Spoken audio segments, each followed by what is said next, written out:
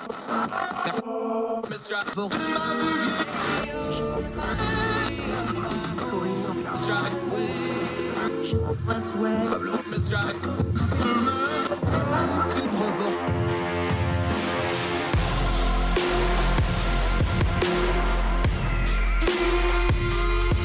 your host, Andrew Donaldson. This is Heard Tell. Heard Tell Show. Time to talk economics again. When we do this, we have a little rotation of knowledgeable folks we turn to. This is one of them. I was going to tease it like he ain't, but he is. Jericho Hill, our friend, Ordinary Times contributor. He works at one of them ABC organizations for the government, but his opinions are his and his alone for the purposes of this talk. He also talks a little home equity and home buying and affordable housing. We're going to get into that too. But first, my friend Jericho, we have yet another economics report, and we have the schizophrenia again. We got great job numbers and bad inflation numbers. Please make sense of this for us. All right. So first thing, I know it's in the vogue because three-letter agencies are apparently bad things. I don't work for an ABC agency. I work for an ABCD agency. So I'm exempt from all these comments. From and I saw your tweet about that, and that's why I said that, because I was hoping to tee you up for it, because you sent out a tweet like, I work for a four-letter agency, and I'm like, hey, this family-friendly show. But but so we're going to get into this. So the big number one, we all can see that the unemployment numbers have been really good. Like the unemployment's quite low.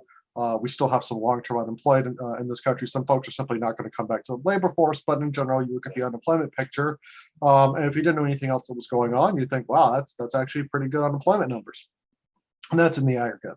Aggregate hides things, but we'll just leave it at that. So let's get into the inflation number that popped. Folks reacted. It was 7.5%. That's an annual rate. That means from January 2021 to January 2022, prices in the basket that the BLS studies went up 7.5%. Okay. So it's a big number. We see folks on both sides of the political spectrum trying to use this for their particular policy endeavors. It's not really as big a number as you might think, because it's very context specific to your family's particular situation. So what I mean by that is the biggest drivers, if you look at of the last 12 months, the biggest drivers of inflation has been in energy. Energy prices over the last 12 months have gone up by about 27 percentage points. All other goods, we talking food, other things like that, health, those are averaging about 5%. That is a high number, right? Generally speaking, that's a pretty high number in a normal time. So I don't want to discount it. I don't want to say there's no inflation. I'm not saying that at all. What I'm saying is we look at this, it's largely driven by energy. And digging into the numbers a little bit further, it's gas prices are up 40% year over year. Fuel oil, that's the electricity and gas and everything that you use in your home, that's up 46 percentage points. Piped gas is up 24 percentage points. Oh, and used cars are up 41 percentage points. So we also know that like home prices are up, that shelter costs are up a bit, but your mileage may vary. But if you own your own house, which 65% of Americans do, your cost of your house hasn't really changed in terms of your mortgage, because your mortgage has stayed the same because nobody's on an adjustable rate mortgage anymore. If you haven't bought a used car in the last year, you really haven't noticed that price. New car prices, by the way, are up 12 percentage points. Again, that is high, but that compared to 40% like that's quite a difference. And then if you happen to be someone like me who hasn't driven very much because you've been teleworking this whole commute, I actually looked at my odometer. I bought my car about a year ago. I've got less than 5,000 miles on it. I haven't really noticed what gas prices are. I think they're 3 something. Yeah, so they're up the point there. is you're going to, like what I experience, is not what other folks experience, but like the salience of price rises, it's going to hit a particular demographic. Those are going to be your renters and your lower incomes and people that are dependent upon driving to work every day, because guess what? They don't have a cushy telework job. Yeah, and the problem is the things you're talking about used cars, electric prices, the service industry workers, the lower end wage workers, the people that really took a beating the last 2 years. Those are probably, if you take the 5 or 6 most expensive things they spend money on other than where they live, it's their car, it's their fuel costs, it's their electric bill. These are numbers, and we're talking about them as reports, but to certain demographics, and the lower down the economic structure you go, the bigger an issue this is. This is some real world impactful stuff that's really, really hitting people hard right now. Yeah, absolutely, especially at the lower end. And I mean, look, let's be honest. Why are we seeing a lot of energy and focus on this? We're what, 8 months away from a big election again, midterms. So, the pressure's on to bring down the inflation. Now, I'm in the camp that I think that if we're looking at the changes. So, for instance, the month over month change, which in October was 0.9 percentage points. That's not annualized. That's just the month to month change. In November, it was 0.7. In December, it was 0.6. And January, it's 0.6. That's telling me that sort of we're over the wave of inflation continuing to increase and increase and increase. And so I would expect this wave, if current conditions hold, that's a big if, to start cresting down. Now, the Federal Reserve is going to help matters quite a bit. I'm a little bit more bullish on what the Federal Reserve is going to do come February or March. Keep in mind, the Federal Reserve can raise their rate in between meetings. I'm either anticipating a mid-meeting raise of 25 basis points or a March raise of 50 basis points. But I'm leaning towards they're going to do a mid-meeting raise pretty soon. Now, again, I'm not a monetary policy economist. I'm kind of spitballing here. But I think these numbers are enough to tell them, and I bet they're getting some pressure that they got to start reining in the inflation right now. And so the way the Federal Reserve does that is they jack their federal funds rate up. Yeah, we're talking to Jericho Hill. All right, but explain that to me like I'm five, because we've been talking about inflation so much. I think people maybe just kind of gloss their eyes over, or it's become a buzzword. If the Fed raises interest rates, which everybody thinks they're going to do, it's just a matter of when and how much and how often. A lot of reports say they think maybe 3 raises over the next year or so is what they're looking at trying to do here. I'm definitely above that. Yeah, I think that's I think they may do 3 by the end of the summer, but let's not get into that right now.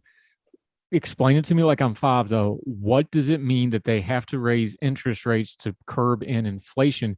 Because these interest rates, we were talking about fuel prices, gas prices, you start jerking around interest rates, that has a massive effect. And again, it's a proportionate effect the further down the economic structure you go, because people with loans, people with savings accounts, this is going to change a lot of stuff for a lot of people in a hurry if that number starts moving. Sure. So first off, on the number of raises, I'm going to quote Big E, and I'm going to say 3 ain't enough. I need 5. And that's a little wrestling reference for everybody. Number 2, let's go back to the inflation story real quick. I said the driver, a good bit of this has been fuel prices, gasoline, oil, right?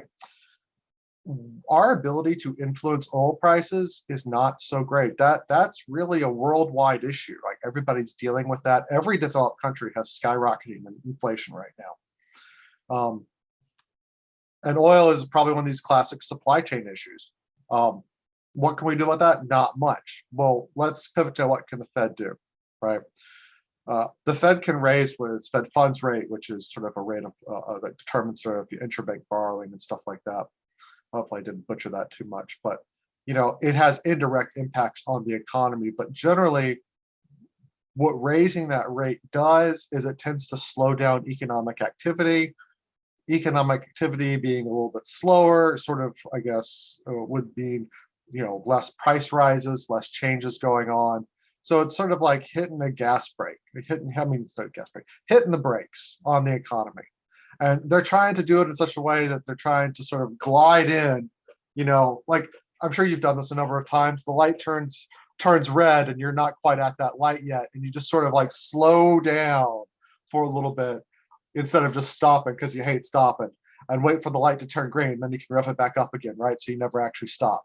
I think that's what the Fed's going to try to do. That's how I would explain what goes on when they raise these rates. If I don't, explain it like I'm 5 level. They're just trying to hit the brakes just a little bit, slow things down, let things catch up. Yeah, we're talking to Jericho Hill, a little economics today. When we come back, we're going to talk a little bit more economics, finish off our discussion about the CPI. report. We're going to get into a little bit of affordable housing. That was all over the news last few days. So we'll talk about that. More with Jericho Hill on Her Tell right after this.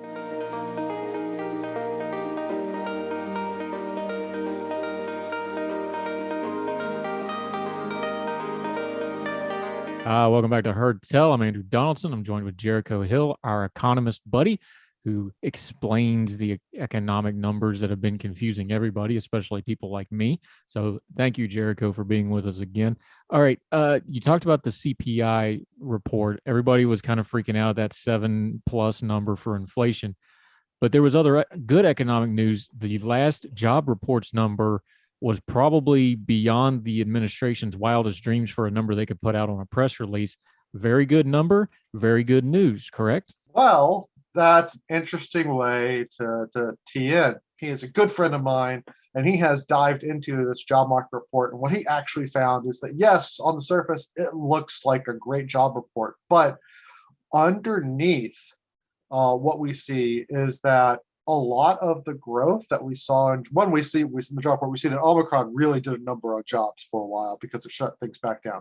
But a lot of the growth is due to, methodological changes, which are not nefarious. It's just you change a data source, right? Or you change over from moving from one year to another, and there's just squirrely things that happen with the data. Actually, I come out thinking that, it looked like a good jobs report, but it probably is a good jobs report. I want to be clear, but it wasn't as good as it looks like because of some of these little quirks and how the data is collected, and how the data gets reported. And there's nothing nefarious about that. It's just, everybody's got their cycle. We do this in this month, and we do this change in this month, and that's just sort of what happens. I also found when he came out with that report, and his Substack's excellent, by the way, go subscribe for it. Yeah, seriously, this is the guy that I'm encouraging to go get a PhD, because I'm not somebody that has a PhD sort of like you got to have that to be a good economist. I'm not somebody that professes that everybody with a PhD is expert and whatnot. But unfortunately, in the econ world, having a PhD is sort of the gateway in. I think he's doing great work, but I want him to be listened to more. Yeah, I highly recommend it. And when I read it, I hope he does. Yeah. And when I read it, the thing that jumped out to me was his whole premise. And this is a long post. This is an in-depth post he did on this. He said, and he called it, he said, this is the most complicated job reports we've ever had. And that really speaks to kind of the, this third or fourth time you've been on here and we've talked about it, is this is a really complicated economic time where we joke about the numbers not making sense and there being contradictory information, but this really is one of the more complicated and interesting economic times we've had in recent memory, isn't it? Yes, that fake Chinese curse proverb, but you live in interesting times. So yeah, it's happened here. Look, we artificially shut down our economy, and most countries did artificially shut down their economy for a little while. That's unusual. We then had rapid stimulus activity and did a lot to sort of make sure that folks were okay because we shut down the economy. And that shutdown was going to happen whether the government did it or not. People were going to react, because, hey, pandemic, it's scary, And now we're coming back and we're seeing, what's happening. And look, people are moving to a much greater degree than we thought. You've got white collar workers doing remote work and choosing to relocate. Just look at what's happened out in Boise with 30% year-over-year house price increases. That's crazy. We've got workers at the upper end of the age spectrum, simply like, I'm not coming back to work. They've dropped out. People are changing jobs, especially amongst the beleaguered retail sector and healthcare sector. Sort of sick of how people have been treating them, and because there are a dearth of workers sort of out there, they're seeing their sort of ability to get concessions and raise their wages to be really improved. Another thing that's happened is we basically shut down immigration in this country for 2 years because of the pandemic restrictions. So we haven't had those folks coming in. So that's also decreased our labor supply. Yeah, how do we get, there's a lot, like you said, there's a lot that's changed in these 2 years. And the amazing thing is, this really wasn't anything that we anticipated. there's going to be a lot of research papers coming out in the next 5 to 10 years from economists, looking at this as what we call like a natural experiment. Like normally, like if we want to do an experiment, we have to go into a lab setting, or we have to do very complicated math to figure out what caused what. In this case, this pandemic, right? Out of our control. It happened. It changed things, and then we'll be studying the reactions to this for a very long time. Yeah, talking to Jericho Hill, our economist friend, he likes to talk about affordable housing though. So, but when the time we got left, I want to ask you about this. Let's just talk about it big picture though, because part of the problem with the affordable housing debate is, especially if you're very online, there's just the very wonky policy heavy camp of it. And then there's what I call the meme camp of it, where they just take pictures of stuff and go, oh, look at these horrible, evil pictures and look at this picture. And I don't think either one of those are particularly helpful to the overall discussion. I understand it's a complicated policy issue. Is there a better way to discuss this? Because things like affordable housing is a really important issue. But it seems to me, because I'm just a layperson, it seems to me like we don't have a good way to actually discuss this in a way that would bring in people that aren't just into it as a niche figure or that it directly affects. Can we talk about this in a better way, do you think? So one of the ways that I try to talk to people when I do sort of my advocacy work here in the DC region is, we talk about that you can build, for instance, it's just an example, but like you can build a duplex that looks like a single family house. And so for folks that are concerned that the appearance of their neighborhood is going to dramatically change, and that's going to affect their property values, the truth is no, you can densify housing without actually changing the fundamental appearance of housing in a neighborhood. The other thing that I sort of talk about is you have folks that get afraid, and rightly so, about how changes, because the change is very local, and folks like me come in from 40 miles away to say, oh, it's fine.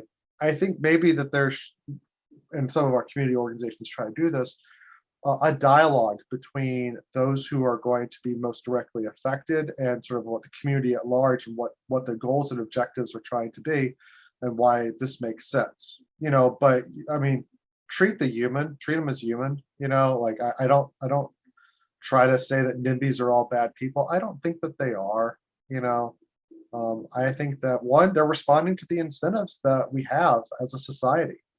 And generally also as a society, we're a little bit hesitant to change. And they have concerns. They're concerned about, what is density going to do? Is there going to be too many cars? And as an economist that works on this, we have ways to design cities and redesign them such that that concern can be alleviated.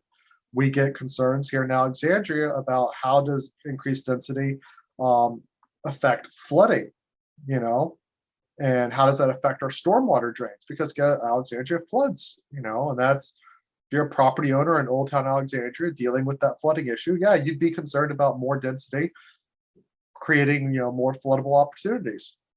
But again, there are ways we can design our buildings and design our streets and design our sidewalks that can help mitigate, those effects. And so I think that we get wrapped up a little bit in, this change is going to happen, and we might spring it on folks. Whereas if we had a process where we sort of spent more time describing what's going to happen, and spent more time helping folks understand, like, yes, we understand that you're going to your fear about flooding issues, but here's what we're doing. Here's A, B, and C, and these mitigate any increased flood risk, so your flood risk is not changing.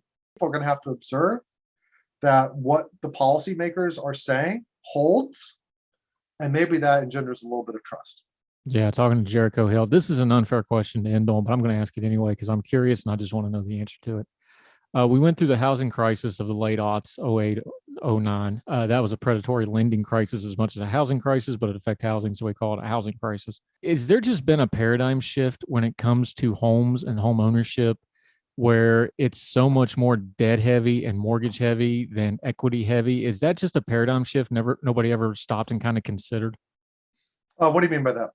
I mean, like, it used to be, you bought your home, you sold your home. And if you wanted a bigger home, then you sold the home you had and you move up. Now, with the way mortgages are set up and you have much more high risk mortgages and stuff, it's way more debt burdensome. And it Well, seems to me with the once you put things like predatory lending and some of the regulatory stuff and those sorts of things on it, that's a big change in how people try to move up in the world. And it's a lot sure. more Okay. pitfall. It has a lot more pitfalls in it than the old way of doing it. I'm not saying you can ever go back to the old way because you can't, but I don't think we ever stopped and considered that that's a big shift in how people do things. So the first thing that I would say is one, there's not a lot of predatory lending. When what you're talking about, a classic example from the 0608 is what we call ninja loans. No job, no income, no assets. Um, those kinds of loans, the adjustable rate mortgages, they're not necessarily predatory lending, but they can catch people's catch people by surprise with adjustments. Those sorts of features, they're gone from the market. The average credit score of a mortgage borrower in this country is exceedingly high today compared to what it looked like before the housing crisis of the knots. We haven't seen rapidly deteriorating credit quality as well. It stayed very high. In fact, in major metropolitan areas, a lot of the homes that are bought and sold don't qualify for a traditional conventional mortgage because their loan amount's too big. They call jumbo loans. We've actually seen these jumbo loans, which used to be riskier mortgages, because these jumbo loans have other sort of requirements. They're now actually at par or less risky than your standard conventional mortgage. So it's a housing market, where I would say now the risk pool is pretty minimal for when we look at the borrowers. The biggest risk in the housing market, and why some of my housing market colleagues describe it as the most unhealthiest housing market that we've seen in a long time, is generally speaking, inventory, which is the number of homes on the market, is about 4 months, and that's a sign of a good market. You have enough homes on the market so people can make good decisions and good choices and match appropriately, but homes don't really, come off the market the next day. Homes are coming off the market the next day. Inventory is down to below 2 months across the US. That's not healthy. Now, to get back at your point about what we're doing with equities and whatnot, I still think it's there for folks to build equity in homes and then sell and then move up to the next home. One of the things that changed, Andrew, after the Great Recession, and you did sort of highlight this, is that we went from having a surplus of homes being built to demand for homes needing to be built to having a dearth. So we basically were not creating housing supply to keep pace with demand after the 2008 crisis. So that means, functionally, that folks can't move into their next home. Folks can't use the equity from their home to buy up and buy a bigger house or move further out or do whatever it is, because there's not enough homes out there. There's not enough entry-level homes being built for folks to go from renting to owning in some respects. So I think that's a big challenge for the housing market going forward. And unfortunately, that's a challenge that, one, is a local solution, not a national solution, because it requires local zoning laws to change. And it requires the construction industry to be able to build homes. And it does not take a short period of time to build a home. It takes a very long time. It takes a year, 2 years for the whole permitting process all the way through. Yeah, and we use people don't realize one of the reasons they use homes for an economic indicator is, I forget the number, it's something like 25, 26 different trades have to go into building one home. There's so much other stuff that goes into building a home. That's why they use it as an indicator. Jericho Hill. Very good point. Yeah, Jericho Hill. This is why we talk to you, because we always run out of time compared to the amount of material to get through. That's why we keep bringing you back, and we will have you again. Let folks know where they can find you on the Twitter and where you've been writing and what you've been doing, so that they can follow you between your appearances here on Heard-Tell. Well, you can find me as Economist on Twitter. I have a Substack called Quiglian, which is just, the address is jerichohill.substack.com. that I do once a month. I post up some housing stats. I pull it from Zillow, from Redfin, from Mortgage Bankers Association. It's just kind of letting people know at a quick glance, if you're not a housing economist, where we're going and what the findings are. And I guess over the next month, what am I going to be doing? A whole lot of sitting here at home. Well, you do it so well. And maybe I should say, go Joe Burrow. See, I'm pulling for you. it's bad enough we had Swift on the other day, who's Captain Ohio everything, and he's a Browns fan, and even he was all about the Bengals. I told him the same. It's a hard team not to like. Like, just everything about them. They play fast. They play joyfully. I think the Rams are probably going to beat them because they're just a vast. The Rams' strong suit is their defensive line, and the Bengals' weakness is their offensive line. That usually doesn't bode well for a football team, but we'll see what happens. Burrow's fantastic, but it's a hard team not to like. I'm with you. So anyway. Yeah, I mean, they've just had such a long time from them not being in the Super Bowl that, I'm quite excited to see them, getting the shot. Yeah, I'm old enough to remember last time they were. Barely. Jericho Hill, thank you for the time today, buddy. I appreciate your time, my friend. Take care, sir. Bye-bye. Thank you.